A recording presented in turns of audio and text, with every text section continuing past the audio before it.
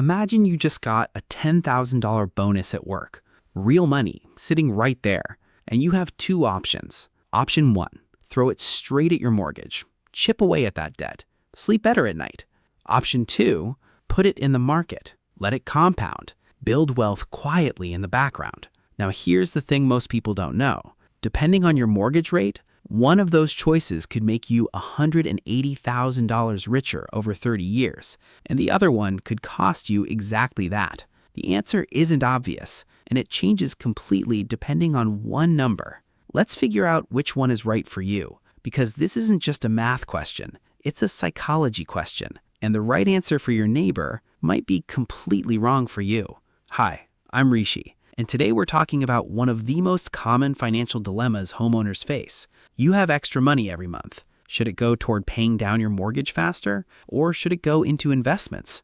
Both feel responsible, both have real arguments, but the numbers behind each choice are very different, and once you see them clearly, the decision gets a lot more personal and a lot more straightforward. Let's get into it. Before anything else, you need one number, your mortgage interest rate, because this entire decision lives or dies on that single figure. Here's the simple logic. When you pay extra toward your mortgage, you're essentially earning a guaranteed return equal to your interest rate. If your mortgage rate is 6.5%, every extra dollar you put toward it saves you 6.5% in interest.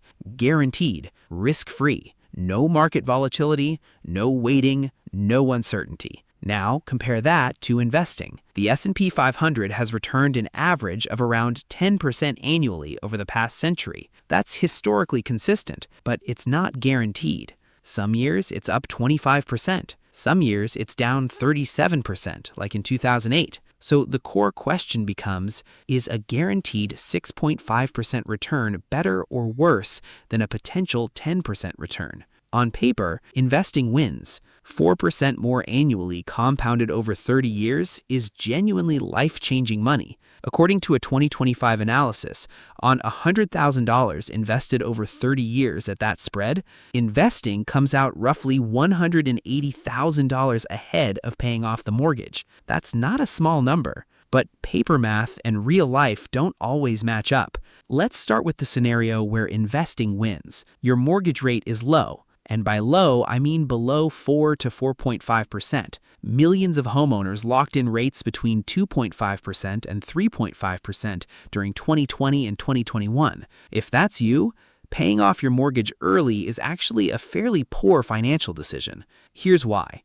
A 3% mortgage in a world where the stock market historically returns 10% means every dollar you throw at your mortgage is a dollar that could be earning 6.5% more somewhere else. Over 20 years, that difference compounds into something significant. As one financial advisor put it plainly, if your rate is under 4%, you're essentially borrowing money at almost no cost and investing it where it earns significantly more. That's not risky. That's just math. Plus, inflation quietly works in your favor with a fixed mortgage. Your payment stays the same every month, but dollars are worth less over time, so you're paying back that debt with cheaper future money, which makes a low-rate mortgage even less of a burden than it looks. Now flip the scenario. Your mortgage rate is 6.5% or higher, which in 2025 describes a significant number of homeowners. Nearly 20% of U.S. homeowners now carry mortgage rates above 6%, the highest percentage in more than a decade. And the average monthly mortgage payment as of late 2025 sits at around $2,329. At 6.5%, the guaranteed return of paying that debt down gets much closer to what the stock market offers. You're comparing 6.5% guaranteed against 10% potential. That's a 3.5% gap, meaningful but not enormous. And when you factor in taxes, mortgage interest may be deductible depending on your situation, which effectively lowers your real interest rate. At a 24% tax bracket, a 6.6% mortgage rate becomes a 5% effective cost. Suddenly, the gap between guaranteed debt payoff and potential market returns gets even narrower. And in years where the market drops significantly, the guaranteed return of mortgage payoff looks even better. When the S&P 500 fell 37% in 2008, every dollar that went toward mortgage payoff that year outperformed the market dramatically. So for higher rate mortgages, paying it down isn't a bad financial decision. It's a very reasonable one. Here's the honest framework that most financial planners actually use. Under 4% mortgage rate, invest the difference, almost always. Above 7% mortgage rate, pay it down aggressively, almost always. Between 4 and 7%, that's the gray zone. And in the gray zone, the right answer is personal. It depends on your risk tolerance, your job stability, your investment timeline,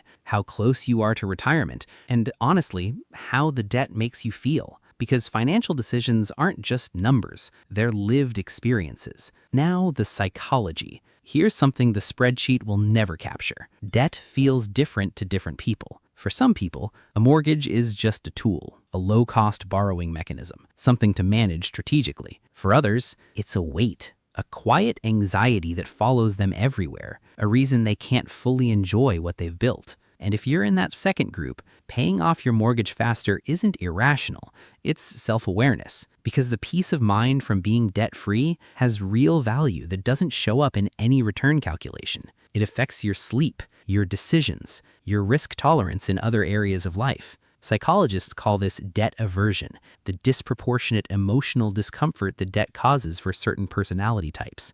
And it's not weakness, it's just wiring.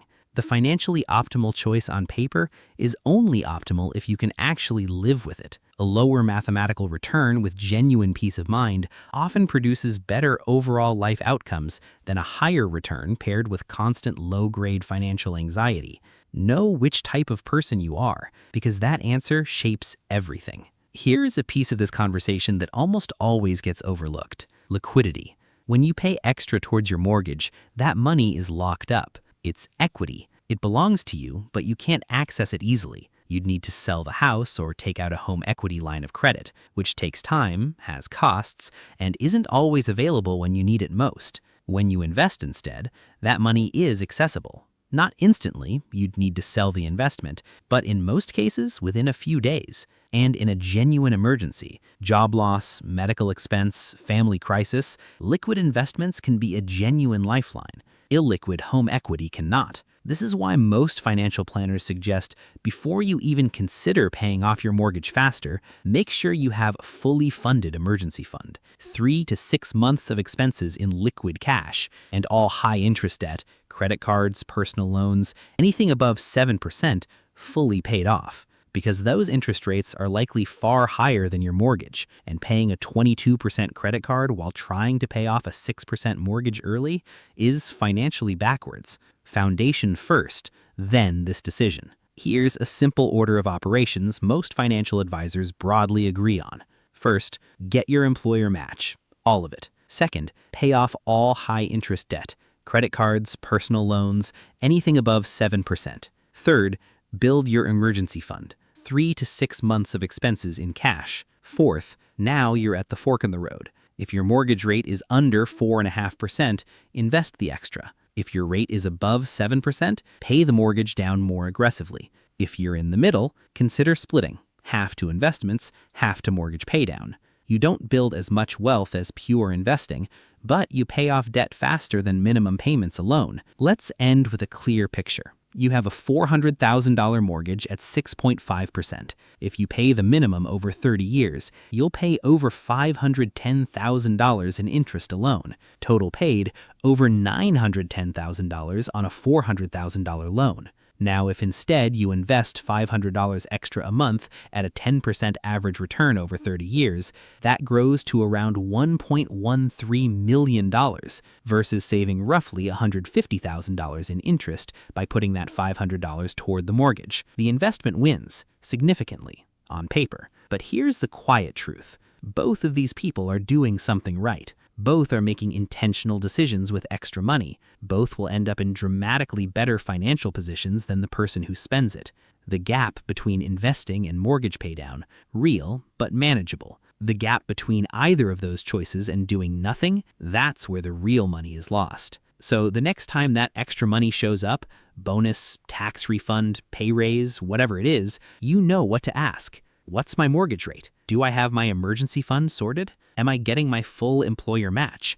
Answer those 3 questions honestly, and the right decision practically makes itself. Hope that cleared up a question a lot of people find genuinely confusing. If it helped, go ahead and subscribe. More honest breakdowns are on the way. And if you want to go even deeper on where to actually put that money once you've decided to invest, the video on gold versus real estate is right there on the left. Take care. See you in the next one. Bye.